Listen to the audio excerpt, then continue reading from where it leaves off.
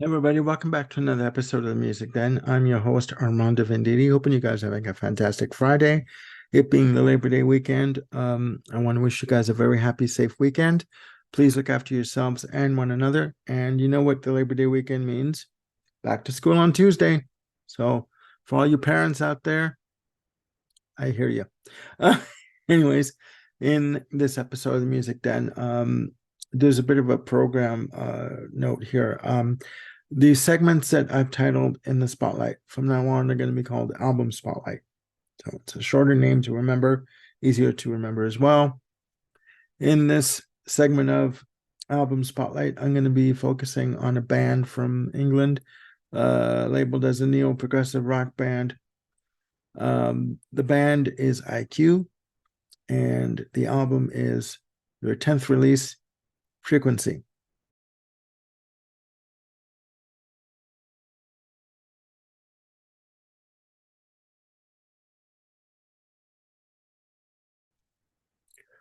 Released in 2009 on Inside Out Music. I'll just give you a bit of background on IQ. IQ were formed in 1981, and they released their debut album in 1983. They've had a few lineup changes over the years. The two mainstays of the band have been Peter Nichols on vocals and Michael Holmes on guitars, keyboards, and production.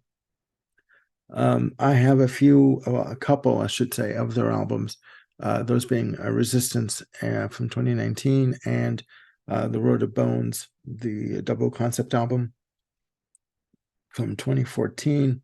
Fantastic album, The Road of Bones is. Listening to Frequency, I wanted to touch on it for you, and I wanted to give you an insight into the album and the type of music that's on it. I should say that IQ, yes, they are considered a neo-progressive rock band, but I do find their music very accessible, very melodic, very atmospheric at times, but again, extremely accessible. And I'm surprised that I discovered them this late in their existence, and I'm sorry that I didn't discover them sooner. But again, you discover music, and music comes to you, I believe, when it's supposed to, and I I thoroughly enjoy their recordings. For this album, Frequency, they had Peter Nichols on vocals and photography for the album, Michael Holmes on guitars and keyboards and production, John Jowett on bass, Mark Westworth on keyboards, and Mr. Andy Edwards on drums and percussion. I was very surprised to read when I did my research for this that this was the only album that John Jowett and Andy Edwards appeared on with IQ. Very surprised, because their playing on this album is fantastic, exemplary, honestly. There are 7 tracks. The album clocks in at 62 minutes even, very lengthy, intricate compositions, ranging in playing times from 4 minutes plus to 13 minutes plus. But again, as I said, textured, layered, complicated, intricate, but also, again, accessible, very melodic. And as Skyby said, Peter Nichols' vocal style is, to me, very unique. Some people may not take to his vocal style or his singing, his phrase,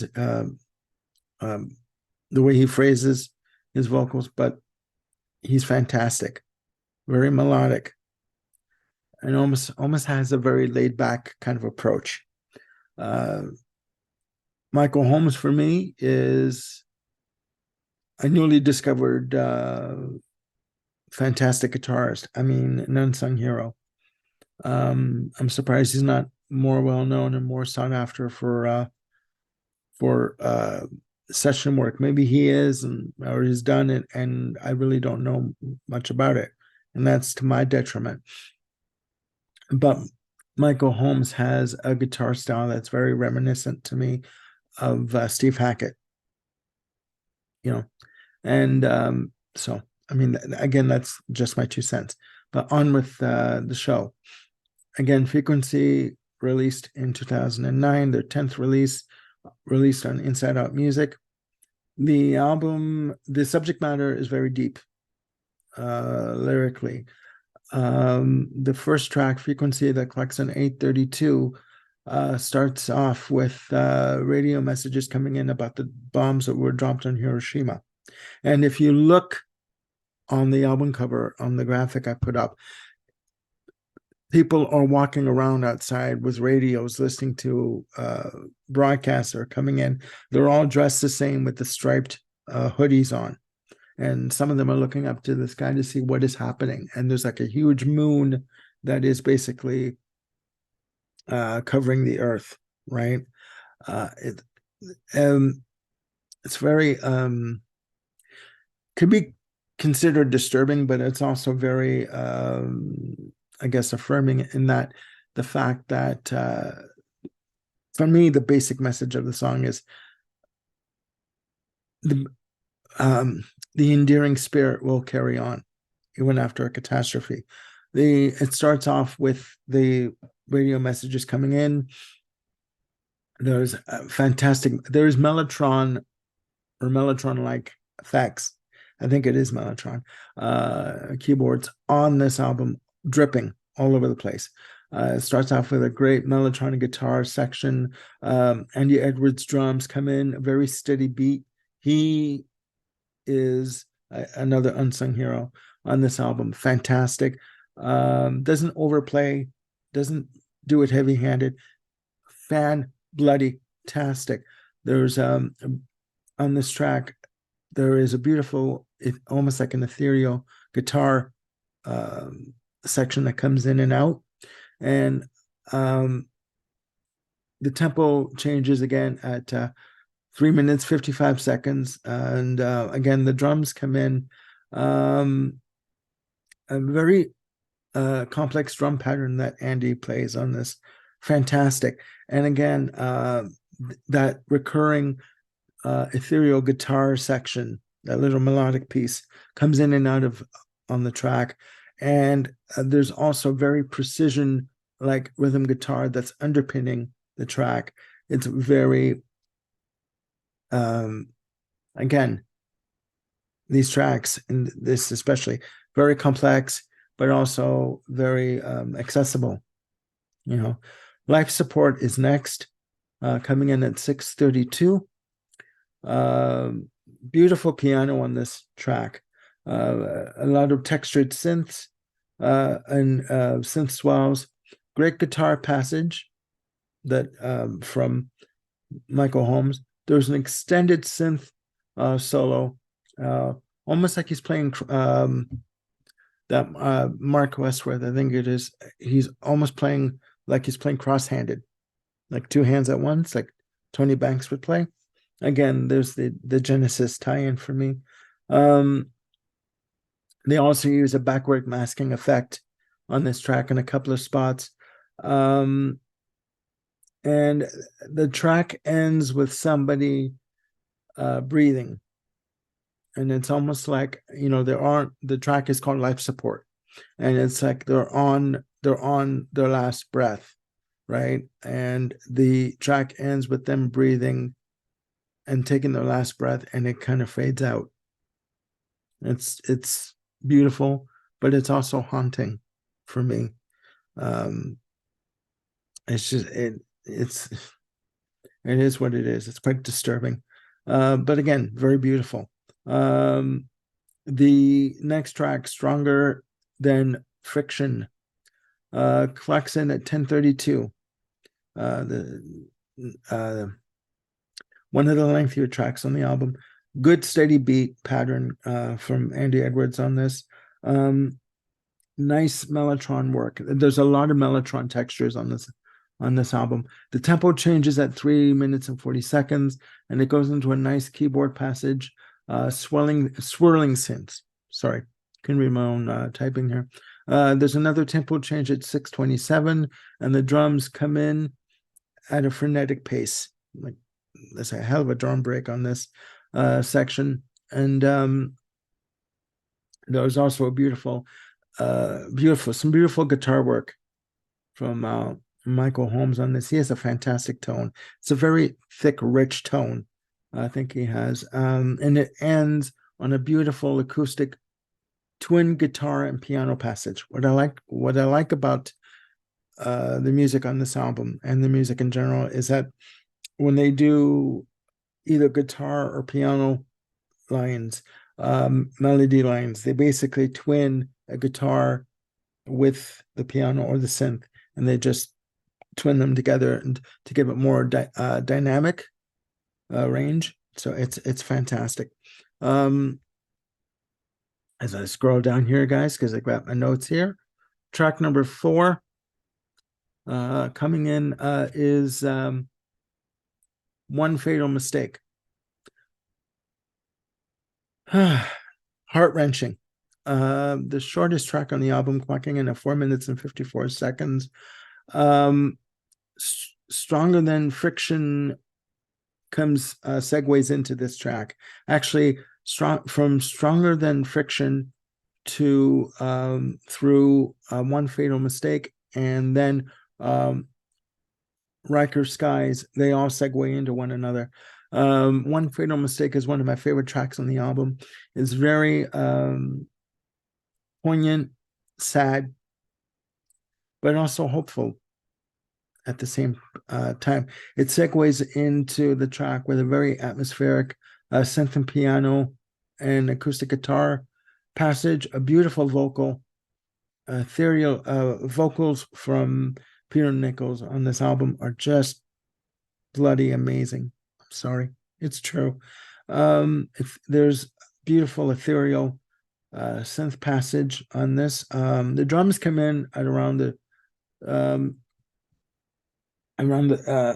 2-minute mark, and it's got to be. I mean, the subject matter on this track, One Fatal Mistake, is he's telling this individual, this woman, or whoever he's involved with, don't sell yourself short. Don't wait to, this is how I take it, don't wait to make yourself happy before it's too late. You have the opportunity that is right in front of you. I'm here and I'm waiting for you. So don't wait. Take the time, look at what you have in front of you and just go for it, because we only have a short time, right? It's a fantastic song. And if I'm getting emotional, I apologize, because when I heard this track, it was just like it bloody almost ripped my heart out.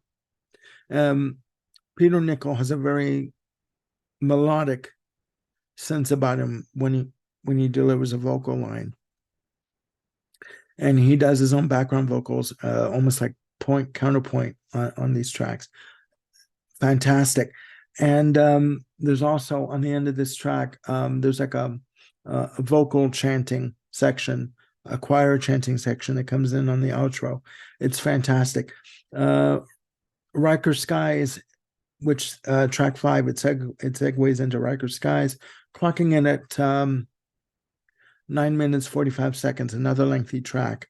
Like I said, I told you these tracks are very intricate and complex. For me, again, in listening to it, they're segued beautifully.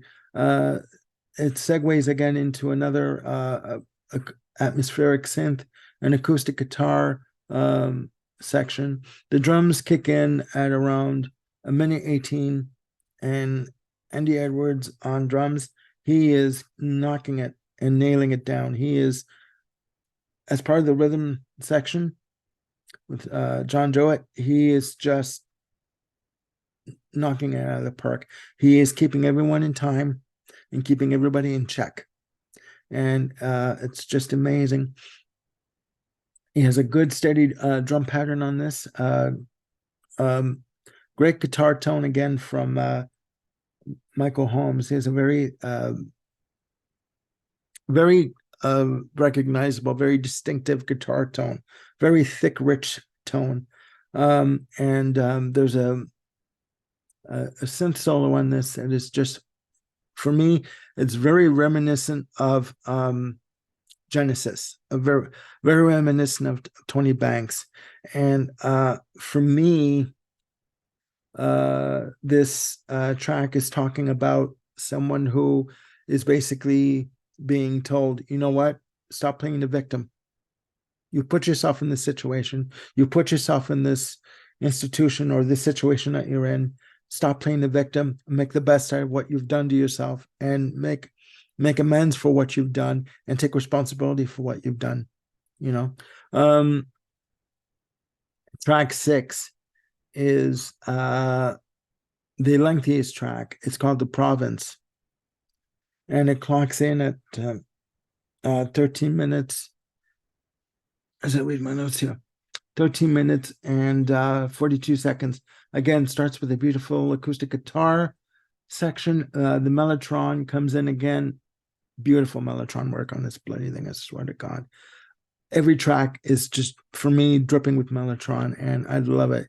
It's very atmospheric, very dense, lush, and it kind of takes you on a journey, kind of a thing, right? The hi-hat kicks in with the guitars at the 2 minutes and 19 seconds. There's a lot of tempo changes, time signature and tempo changes on this, and they do an extended jam until around the 3-minute 7-second mark. Again, change of tempo happens, and into a keyboard and acoustic guitar passage that is, again, lush, and kind of takes you away on it's like you can literally sit there with the stereo going, and I've told you before in other videos, you have the lights off, all you have in the room is a stereo playing, the lights are off. This is a sonic explosion and a sonic journey that you go on with this album, with any album from IQ, but especially with this album. The drums and guitar kick in again at 4:07, and there's a choir-like vocal effect that comes in just amazing. And there's organ also on this track that comes in at the 5-minute mark, and at 5:59 the piano and guitars kick in again. Beautiful thick tone again from Michael Holmes on this. There's an extended instrumental section that goes from the 8:09 mark to the 9:13 mark. Sorry. There's a lot of melodic guitar. There's a melodic guitar solo that comes in at the 10:20 mark to around 11:47. A lot of extended instrumental breaks on these tracks. There's a beautiful piano section that kicks in at 11:43, and it goes right to the end. Fantastic, beautiful. This track, The Province, this was the most difficult track for me to make notes on, because every few bars there was beats or sections, every few sections there was just a quick tempo change, and the drums would be there and then out, and then they would slowly come back in. Very understated on this album. As with this track, number 7. Track number 7 is Closer. Clocks in at 8 minutes and 13 seconds. Great. It starts off with a nice guitar and synth passage. The drums do come in at the minute 38 mark. Very understated drums. What I like about Andy Edwards playing on this album is he has a light touch. He can be hard and deliberate when he needs to be, but he has a very soft, light touch on this album, and that's why I put in brackets understated. There's a nice acoustic guitar and beautiful synth passage at the 320 mark, and the drums kick back in again at 335. And when the keyboards come in, they do like almost like a sweeping kind of like a sweeping synth pattern that come in. Again, beautiful guitar and piano section that come in.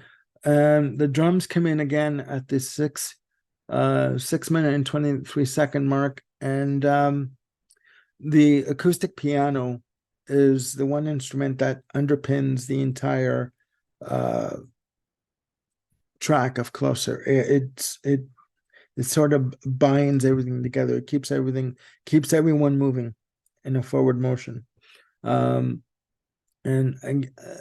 it's a fantastic track as a closing track. And what it's saying is, to me, is that whatever has happened to us through this situation, we will always be part of one another. We could be as far away as possible in terms of distance, in terms of miles, etc., but we will always be together in our hearts and in our minds and in our thoughts. And that is what is important overall. And it is a wonderful way to end off this album. I would put this album, Frequency, as high as I would The Road to Bones. The Road to Bones is my favorite IQ album.